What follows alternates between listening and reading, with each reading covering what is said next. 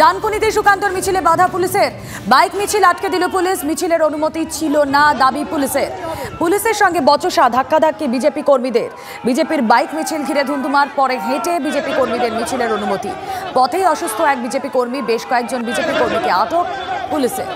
সেই ছবি আপনারা দেখছেন এক্সক্লুসিভ টিভি9 বাংলায়। হেঁটে মিছিলের অনুমতি দেয় পুলিশ। মিছিলের নেতৃত্বে সুকান্ত মজুমদার, সঙ্গে রয়েছেন হিরণ চট্টোপাধ্যায় সহ অন্যান্য নেতৃত্ব।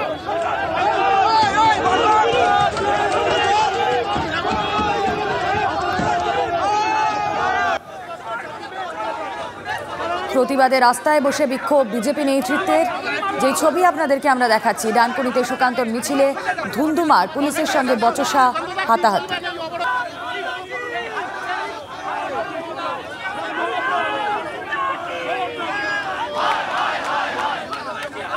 সরাসরি চলে যাব, আমাদের প্রতিনিধি আমাদের সঙ্গে থাকবেন। তবে তার আগে ছবি আরও একবার দেখাচ্ছি।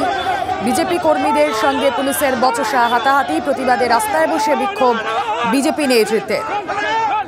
সুকান্ত মজুমদার রয়েছেন আমাদের, আমরা দেখছি সেই ছবি, এবং সেখানেই সুকান্ত মজুমদারের সঙ্গে আমাদের প্রতিনিধি সনৎ মাঝি কিছুক্ষণ আগেও কথা বলেছিলেন। কি তারা বলছেন আমরা জানার চেষ্টা করব। সনৎ মাঝি রয়েছেন টেলিফোন লাইনে। সনৎ, দেখো, প্রথমেই তোকে আমি জানাবো যে আজকে বিজেপি যুব মোর্চা, শ্রীরামপুর সাংগঠনিক যুব মোর্চার তরফ থেকে একটি বাইক মিছিলের করা হয়। বাইক মিছিল র্যালি করার জন্য উদ্যোগ নেওয়া হয়, যেটা হচ্ছে ডানকুনি চৌমাথা থেকে ডোমজুর পর্যন্ত যাওয়া কথা ছিল। সুকান্ত মজুমদার সেখানে যোগ দেন, বিধায়ক হিরণ সেখানে যোগ দেন। এরপরে যখন ডানকুনি চৌমাথায় মিছিল শুরু করে, প্রায় 100 মিটার এসেই কিন্তু ডানকুনি যে হাউজিং মোড়, সেখানে কিন্তু পুলিশ বাধা দেয়। সেখানে কিন্তু পুলিশের সঙ্গে খণ্ডযুদ্ধ বাঁধে, ব্যাপক ধস্তাধস্তি হয়, ব্যারিকেড ভাঙার চেষ্টা করে বিজেপি কর্মীরা, এবং সুকান্ত মজুমদার সেখানে বেশ কিছুক্ষণ সে গাড়িতে দাঁড়িয়েছিলেন। এরপরেই কিন্তু বেশ কয়েকজন বিজেপি কর্মী সমর্থকে কিন্তু পুলিশ আটক করে। এরপর পুলিশের সঙ্গে দীর্ঘক্ষণ আলোচনা হয়। সুকান্ত মজুমদার কথা বলার পর দীর্ঘক্ষণ কথা বলার পর কিন্তু পুলিশ 2 কিলোমিটার মিছিলের অনুমতি দেয়। তারপরে কিন্তু সুকান্ত মজুমদার সেখান থেকে, অর্থাৎ ডানকুনি হাউজিং মোড় থেকে জাতীয় সড়ক ক্রস করে মিছিলের উদ্দেশ্যে যখন যাচ্ছিলেন, তখনই তিনি জানতে পারেন একজন বিজেপি কর্মী অসুস্থ হয়ে পড়েছেন। প্রথমে কিন্তু সুকান্ত মজুমদার যাদেরকে আটক করা হয়েছিল বিজেপি কর্মীদের, সেই বিজেপি কর্মীদেরকে সেই পুলিশের পিজন ম্যান থেকে কিন্তু তাদেরকে ছাড়িয়ে আনে এবং বের করে নেয়। এরপর যখন পায়ে হেঁটে তিনি মিছিল শুরু করেন, তখনই কিন্তু দেখা যায় যে একজন কর্মী অসুস্থ হয়ে পড়ে। সেখানে তৎক্ষণাৎ সুকান্ত মজুমদার আবার কিন্তু সেই কর্মীর কাছে আসেন এবং তাকে অ্যাম্বুলেন্সে করে হাসপাতালের উদ্দেশ্যে পাঠায়। পরে কিন্তু জাতীয় সড়ক, অর্থাৎ যে দুর্গাপুর এক্সপ্রেস হয়ে ডানকুনির কাছে যে জাতীয় সড়ক, সেই জাতীয় সড়কের ওপর প্রায় 8 ঘন্টা তিনি বসে পড়েন। সেখানে নজর থাক সনৎ, আপাতত ধন্যবাদ।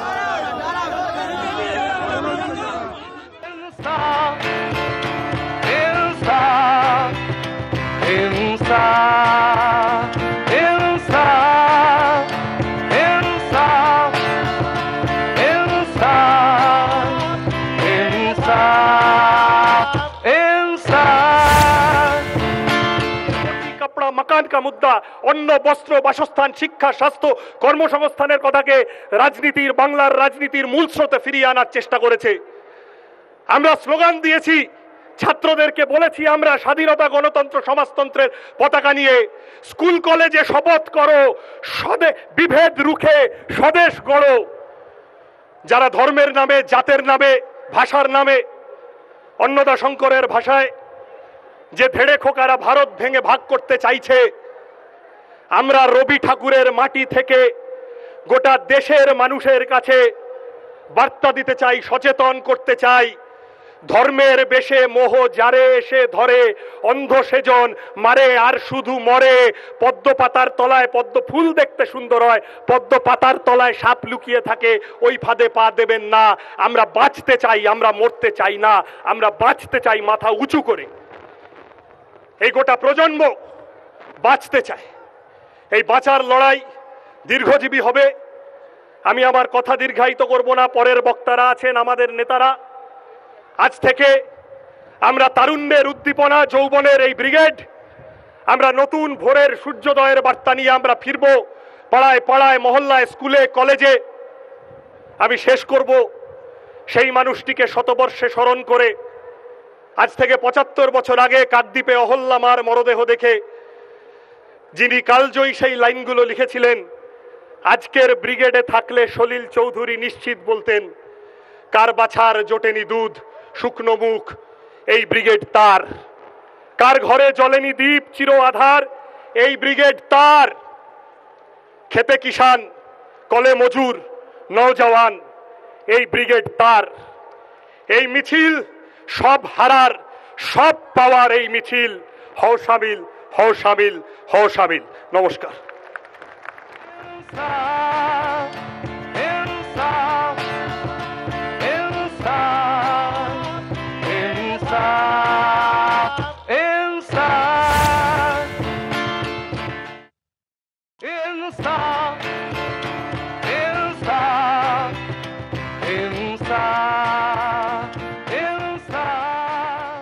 প্রথমবার দেখা যাচ্ছে ডিওয়াইএফআই ব্রিগেডের জাতীয় পতাকা উঠছে প্রথমবার।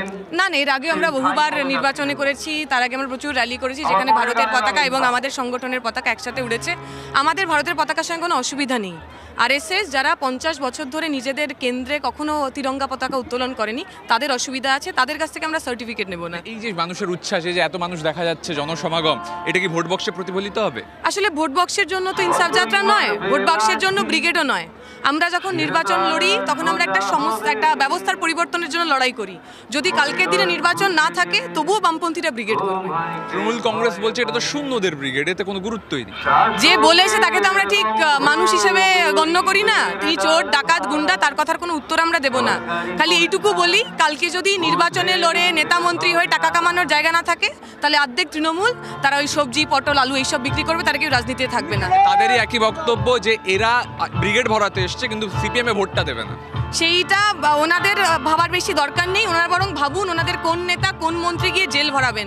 আমাদের মানুষ আমাদের সঙ্গে ছিলেন, মার খেয়ে ঘর ছাড়া হয়ে খুন হয়েও শহীদ পরিবারের মানুষ আমাদের সঙ্গে আছেন। চোর কুনাল আমাদের সার্টিফিকেট দেবে। আবাস রায়চৌধুরীরা বলছেন দীপশিতা মীনাক্ষীরাই বামেদের নতুন প্রজন্ম, তুমি মানো? আমরা যারা ছাত্র ও যুব রাজনীতি করি, আমরা সবাই এই সমাজের বদল চাই। আমরা বামপন্থী রাজনীতি করতে এসেছি। আমরা ব্যক্তিতে বিশ্বাস করি না, রাজনীতিতে বিশ্বাস করি। সেই রাজনীতি যদি আমরা ঠিক করে করতে পারি, যদি তার যা আদর্শ সেগুলোকে আমরা ঠিকঠাক করে মানতে পারি, তাহলে মানুষ আমাদের ভালোবাসবে, নয়তো মানুষ আমাদের প্রত্যাখ্যান করবে। সকলেই ভলেন্টিয়ার হিসেবে সেইভাবে কাজ আমাদেরকে দেখতে হবে। আপনারা একটু আগে শুনলেন এবং আমরা জানি যে নভেম্বর মাসের 3 তারিখে যেটা ডিওয়াইএফআই এর প্রতিষ্ঠা দিবস, সেই দিন কোচবিহার থেকে ইনসাফ যাত্রা বেরিয়েছিল। 50টা দিন ধরে পশ্চিমবাংলার 22টা জেলাতে 2000 কিলোমিটারের বেশি রাস্তা হেঁটে গোটা রাজ্যের মানুষের কাছে, গোটা রাজ্যের মানুষের যে কথা, না ইনসাফির বিরুদ্ধে ইনসাফের যে লড়াই, ইনসাফের যে কথা, সেই কথা ওরা বলেছে এবং ওরা আওয়াজ দিয়েছিল, আহ্বান জানিয়েছিল যে যৌবনের ডাকে জনগণের ব্রিগেড। আমি একজন ট্রেড ইউনিয়নের কর্মী। আমরা জানি যে যৌবনের ডাকে জনগণের এই ব্রিগেডে যেমন ছাত্ররা, যুবরা, তরুণ প্রজন্ম যেমন আছেন, কলে কারখানার শ্রমিকেরা আছেন, কর্মচারীরা আছেন, মাস্টার মশাইরা আছেন, গ্রামের কৃষক, ক্ষেত মজুর আছেন, বন্ধ কারখানার শ্রমিক আছেন, অসংগঠিত ক্ষেত্রের শ্রমিক আছেন, কাজ পাচ্ছেন না, রেগায় 2 বছর মজুরি বকেয়া পড়ে থাকা ক্ষেত মজুর আছে, গায়ের দিন মজুর আছে, গরিব মানুষ আছে, গরিব মানুষ, গ্রামের গরিব মানুষ আছে, শহর বস্তির গরিব মানুষ আছে। এরা সবাই সাড়া দিয়েছে। ধ্রুব, মীনাক্ষী, কলতান সহ গোটা ডিওয়াইএফআই পশ্চিমবঙ্গ রাজ্য কমিটি যে আওয়াজ দিয়েছিল, আমরা সবাই এখানে সামিল হয়েছি। নতুন প্রজন্মকে সামনে রেখে গোটা পশ্চিমবঙ্গে বাম গণতান্ত্রিক আন্দোলনের যে পুনর্জাগরণের সম্ভাবনা তৈরি হয়েছে, সেই পুনর্জাগরণের সম্ভাবনাকে আগামী দিনে পশ্চিমবাংলা থেকে দুঃশাসনের রাজত্বকে খতম করার জন্য পশ্চিমবাংলাকে পুনর্জাগরণের যে লড়াই, সেই লড়াই আজকের ব্রিগেডের মাঠ থেকে শুরু হবে। আমরা সবাই মিলে সেই আশা করতে পারি। আমি যে কথা বলতে চাই, এখানে যুবরা বলেছে যে কাজের দাবিতে ওদের লড়াই। আমাদের আজকে রাজ্য এবং দেশের অবস্থাটা কি? বেকারের কাজ নেই, কাজ কোথায় হবে? অথচ লোকসভা নির্বাচনের আগে আমাদের দেশের প্রধানমন্ত্রী তিনি বক্তৃতায় বলেছিলেন, দেশবাসীকে ওয়াদা করেছিলেন कि मेरे सरकार दिल्ली में आने के बाद साल में 2 करोड़ नौजवान की बहाली होगी, মানে বছরে 2 কোটি করে বেকারের কাজ। আজকের কেন্দ্রীয় সরকারের দপ্তরগুলোতে, রেলে, ব্যাংকে, বিমাতে, কলে কারখানাতে, ইস্পাত কারখানাতে, কয়লা খাদানে, পোস্টালে, সমস্ত জায়গাতে নতুন কোনো নিয়োগ নেই। লক্ষ লক্ষ শূন্য পদ পড়ে আছে। আর ওর দেখে এই 14 তলার ভদ্র মহিলা বলেছিলেন হাম কিসি সে কম নেই। ও বলেছিল যে বছরে 2 লক্ষ করে বেকারের কাজ দেবে। অভিজ্ঞতা কি? পশ্চিম বাংলায় আমরা একটা হিসেব করেছি যে পশ্চিম বাংলার সরকারি দপ্তরগুলোতে, স্কুল কলেজগুলোতে, মানে রাজ্য সরকারের কোষাগার থেকে যাদের বেতন হয় 6 লক্ষ শূন্য পদ পড়ে আছে। 6 লক্ষ শূন্য পদ যদি পড়ে থাকে, লেখাপড়া জানা ছেলেরা কোথায় কাজ পাবে? কলকারখানা পশ্চিম বাংলায় এই সময়ের মধ্যে তৈরি হয়নি। ওর রাজনৈতিক উত্থান হয়েছিল বাংলার যৌবনের স্বপ্নকে ধ্বংস করার মধ্য দিয়ে। গতকালকে বুদ্ধদার কাছে আমাদের যুব আন্দোলনের নেতৃত্ব রাখেছিলেন। ইনসাফ